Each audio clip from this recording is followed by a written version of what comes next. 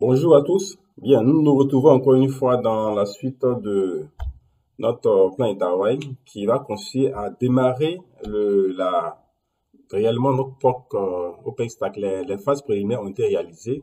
Nous allons passer à la phase de virtualisation de notre serveur physique, laquelle étape va permettre à ce qu'on puisse déployer nos différentes machines virtuelles ou du moins nos nœuds OpenStack. Bien. Donc, cette première étape va consister à télécharger les différents paquets nécessaires à la virtualisation de notre serveur physique. Nous avons opté sur aller sur le KVM. Voilà. Donc, pour ce faire, on va simplement aller sur le site officiel de KVM. Voilà. Je vais simplement taper KVM Official Site. Je vais sur le premier lien. Voilà. Donc, le site officiel, je vais le mettre en commentaire et autres. KVM, l'annexe kvmoffice.org. OK. Donc, étant sur ce site, on va rapidement sur la partie How-to pour avoir, en fait, on y va pour avoir le manuel et les instructions en fait, nécessaires pour pouvoir déployer et créer les différentes machines virtuelles. Très bien. Donc, partant de là, je vais rapidement sur euh, Operating System Rated. Voilà. Partant d'arriver à ce niveau, je vais KVM Virtualization in RHEL 7 parce que nous avons installé le CentOS 7. Voilà, le CentOS 7, c'est ce qu'on avait installé sur notre serveur physique. Et donc, nous allons plaquer nous choisissons cette option. Donc, partant de là, il nous télécharge direct. On peut télécharger systématiquement sur How-to. Donc, on va directement aller sur les prerequis hardware. Voilà. Preparation your environment. Donc, il faut s'assurer déjà que l'OS, du moins le CPU, supporte la virtualisation. Ce qu'on va faire, on va pas taper directement les commandes, on va prendre les commandes telles que définies dans la documentation avec quelques ajustements si nécessaire. Donc, je vais préparer mon bloc-notes. Voilà. Note rapidement. Je vais mettre. J'ai besoin de.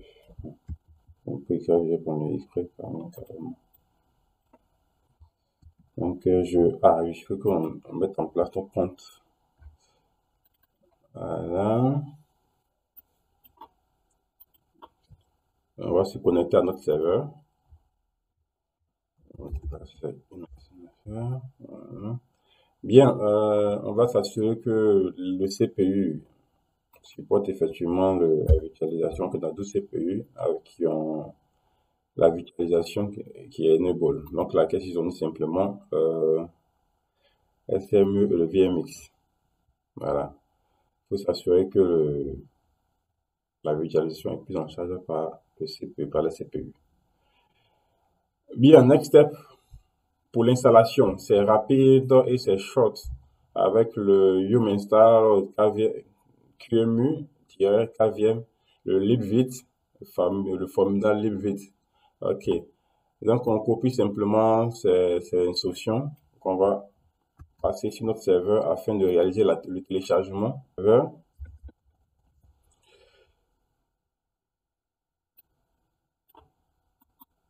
Super.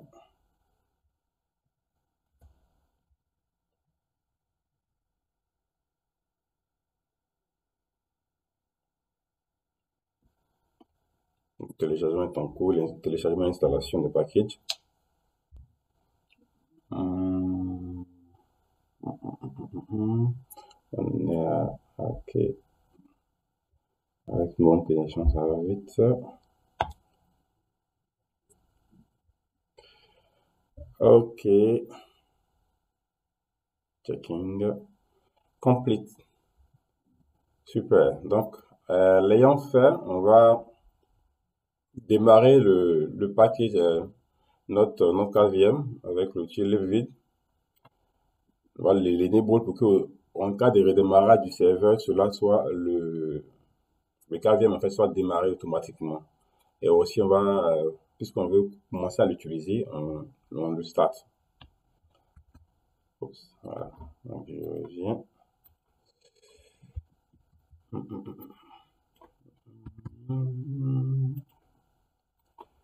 Bien.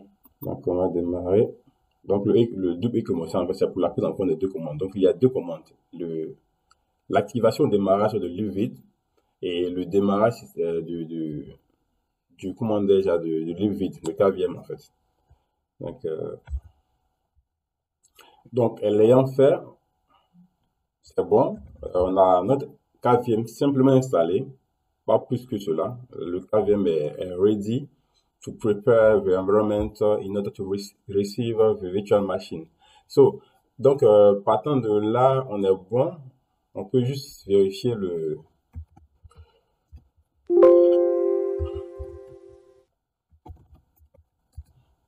si le livre vide.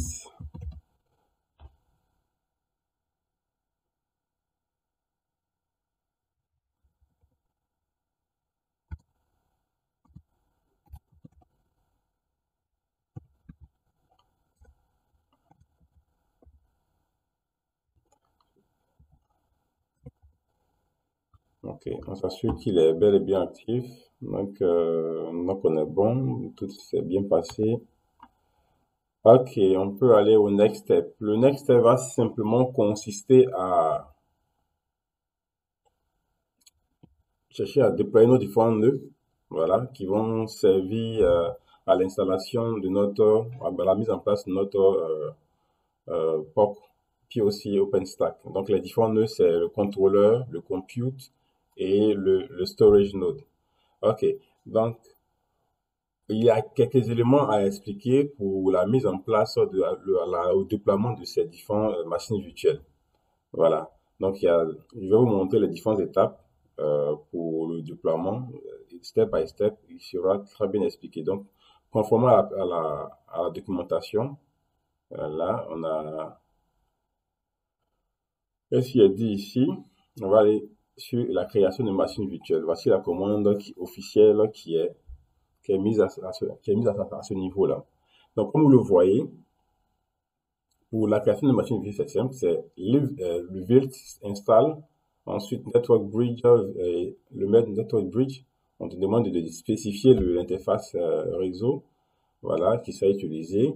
Ensuite le nom de la machine virtuelle, la RAM que vous voulez voir assigner à cette machine virtuelle. Ici, on va l'appeler ce nœud. Le vCPU, le disque d'accès, comment dirais-je, à cette nouvelle machine virtuelle. Voilà, le nom et le disque accès. Là où, du moins, là où cette machine virtuelle sera stockée sur ton serveur physique. Voilà. Ensuite, est-ce que vous voulez activer le graphic node? C'est non. Ensuite, quel est le lien d'accès au paquet source d'installation de cette machine virtuelle? Location HTTP. Voilà. Donc ici, cela signifie que nous devons avoir notre source d'installation sur le serveur, ou soit de manière distante.